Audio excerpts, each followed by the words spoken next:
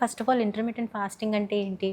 Intermediate ఫాస్టింగ్‌లో మనం ఒక time limit set చేస్తాం. ఇంటర్మీడియట్ ఫాస్టింగ్ అనేది ఒక kind of it's a recipe based కాదు.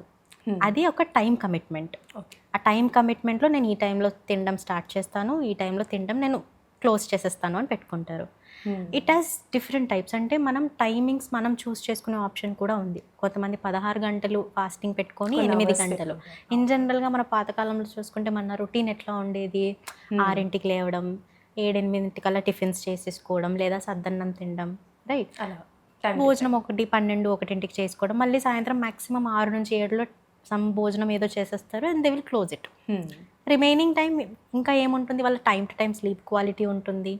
ఎక్కువ యాక్టివిటీస్లో పార్టిసిపేట్ చేస్తారు. ఎక్కువ పొలం పనులు అవ్వచ్చు ఆర్ ఇంకేదైనా ఫిజికల్ యాక్టివిటీస్ ఎక్కువ ఉంటాయి.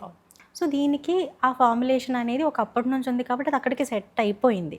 కానీ ఇప్పుడు మన ప్రెజెంట్ లైఫ్ స్టైల్ ఏంటి? It's sedentary life style. ఎంతసేపు కూర్చొని వర్క్ చేసే మ్యాక్సిమం వర్క్స్ అన్నీ కూడా సెడెంటరీ కిందకే వస్తాయి. కనీసం ఈవెన్ మోడరేట్ వర్కర్స్ కూడా కాదు మోస్ట్ ఆఫ్ ద పీపుల్.